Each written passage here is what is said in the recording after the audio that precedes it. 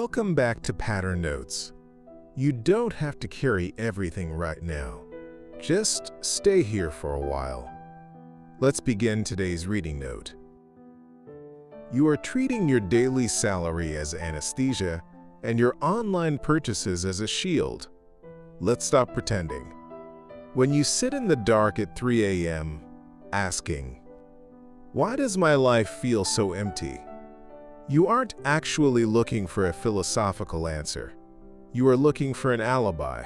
You want a theory, like Freud's, to tell you that your past, your childhood trauma, or your toxic environment is the absolute reason you are frozen today. Why? Because if the past is the dictator, your present failure is no longer your fault. You get to remain the victim, safely comforted by your own misery. But in 1931, a Viennese psychologist named Alfred Adler weaponized psychology to destroy this exact comfort zone. He looked at the midnight anxiety of the modern soul and diagnosed a hidden behavioral pattern. He didn't ask what caused your pain. He asked, what is your pain trying to achieve? This is the psychological blueprint of Chapter 1 of what life should mean to you. And tonight, we are going to look at the exact mechanism of how you built your own prison and why Alfred Adler believed that your search for the meaning of life is the very thing keeping you empty. Adler begins with a premise that sounds uncomfortably simple. Human beings live in the realm of meanings. Notice his wording. We do not experience raw reality. We experience reality through the subjective lens we choose to wear. A sudden job loss is never just a job loss. To one brain, it is interpreted as, I am fundamentally incompetent. To another, it is filtered as, the old structure has collapsed. I am finally forced to pivot. The silence from someone you love, that unresolved text hanging in your chat history, is not just silence. One person reads it as absolute rejection. Another reads it as a sign that the other person is drowning in their own chaos. Same raw data, completely different lives. Adler's lethal insight is that almost every human being operates on a mistaken script. Not because we are broken, but because you and I built our entire understanding of reality before we were even 5 years old. Adler states that no matter how much you try to isolate yourself, your life is bound by 3 inescapable realities, the 3 ties. You cannot negotiate with them. You can only answer them with your daily behavior. The first tie is work. You occupy a physical space on this planet. You must survive, which means you must contribute to the ecosystem. But the modern pattern has corrupted this. We don't work to contribute. We work to hoard. We chase numbers on the screen to compensate for our lack of real competence. The second tie is society. Adler's verdict here is brutal. If a person tried to face life entirely alone, they would perish. Yet look at the digital nomad lifestyle or the urban elite today. We live in crowded concrete hives, staring at portable screens, mistaking digital impressions for human connection. We are hyper-connected, yet deeply marooned. The third tie is intimacy. The terrifying task of letting another flawed human being see the parts of you that you hide behind your curated online persona. Adler's core diagnostic tool is simple. Do not listen to what a person says about their values. Look at how they respond to these 3 ties. Their actions are the real ink writing their definition of meaning. Now we must look into the darkest corner of Adler's diagnostic manual. He introduces a concept that explains why so many intelligent people spend their entire lives running in circles. He calls it the private meaning.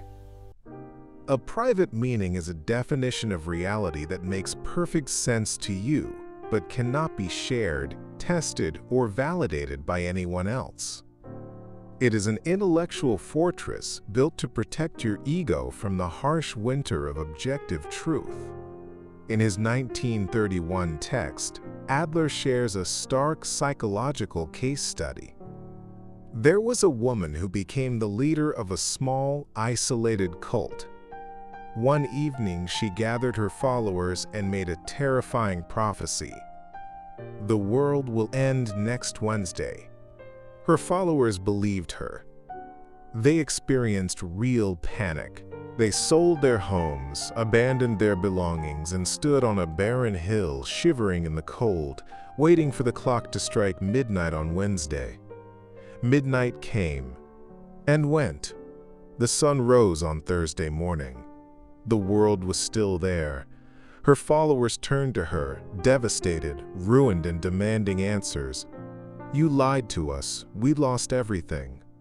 The woman looked at them, completely calm, and said, "But my Wednesday is not your Wednesday." This is the precise anatomy of a private meaning. It can never be proven wrong because the person holding it constantly moves the goalposts. It exists for one purpose only: to shield the individual from the terrifying possibility of failure. Think about the invisible scripts running in your own background right now. I am too creative to fit into the corporate system. People always abandon me when they get too close. I don't achieve my goals because the macroeconomic environment is rigged. These aren't truths. They are your personal Wednesdays. They feel like hard reality, but they are actually tailored stories built by your subconscious to ensure that you never have to step onto the real playing field and risk being judged by the world. And as Adler heavily concluded, a private meaning is, in fact, no meaning at all. A language that only you understand is not communication. It is just noise. But how did we get here? How did we become such master architects of our own prisons? To understand this, we must perform an archaeological dig into the life of Alfred Adler himself. Born in Vienna in 1870, Adler was handed a script that seemed designed for failure. As a child, he suffered from rickets, a brutal bone disease that left him unable to walk until he was 4 years old. Picture this pattern: a small, fragile boy sitting on the cold gravel of a Viennese street, watching from the dirt while his older brother ran, leaped, and conquered the world. At 5, a severe case of pneumonia pushed him to the edge of the grave. He overheard the family doctor whisper to his parents, "This child is already lost." Freud would look at this childhood and say, "This boy is permanently damaged. His past has determined his neurosis." But Adler refused the role of the victim. Lying in that bed, breathing through the shadow of death, he made a decision. He didn't become a doctor to cure his past. He became a doctor to weaponize his experience. He realized that the wound is not a sentence. It is raw material. Adler discovered that by the end of your 5th year of life, you too had already written the prototype of your life script. A quiet, subconscious verdict you handed down before you even had the vocabulary to describe it. I am safe only when I hide. The world is a hostile arena. From that day forward, every new boss, every new partner, every macroeconomic crisis gets filtered through that 5-year-old's verdict. Not because the world is unfair, but because your brain actively seeks out evidence to prove your original childhood script right. This leads us to the single most disruptive sentence Adler ever wrote, a line that destroys the entire industry of modern emotional coddling. We do not suffer from our experiences. We make out of them just what suits our purposes. We are self-determined by the meaning we give to our experiences. Read that pattern again. Your past did not create your present emptiness. The weapon you forged out of your past created it. And because that meaning was entirely built by you, it can be entirely dismantled by you tonight. So what is the exit strategy? What is the actual meaning of life, according to the man who stripped humanity of all its comforting excuses? Adler doesn't give you a self-help checklist. He points to a harsh, objective law of nature. The meaning of life is contribution, interest in others, cooperation. Look at the physical layout of our civilization. Every road you drive on, every book that expands your mind, every scientific breakthrough that keeps your loved ones alive, they were all left behind by individuals who solved their three ties through contribution. They directed their psychological energy outward, into the matrix of the species. And what happens to those who live only within their private meaning? Those who hoard wealth as a shield, or use their anxiety as an excuse to never cooperate? Adler's verdict is chilling. They leave no trace. The earth itself seems to say to them, "We do not need you. You are not fit for life." This is not a moral lecture. It is a behavioral law.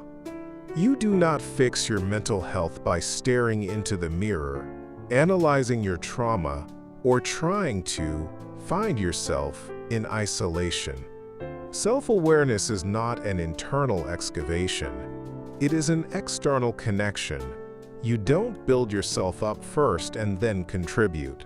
You contribute, and in that precise act of hitting the world, you become. Tonight, as the room grows quiet, do not ask the abstract question of what life means. Instead, answer the three ties right now with your silent intent. 1.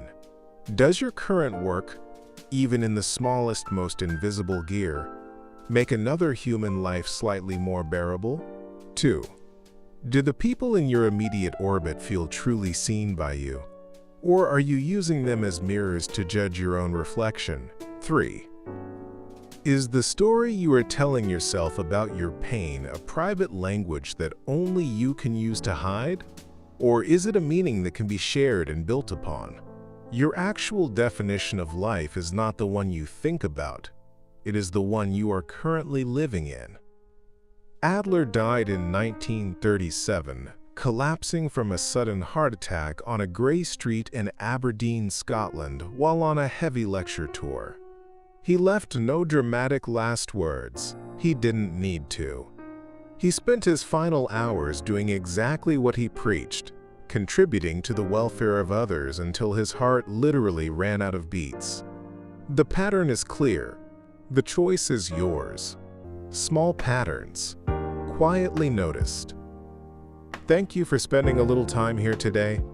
Until next time, take gentle care of yourself.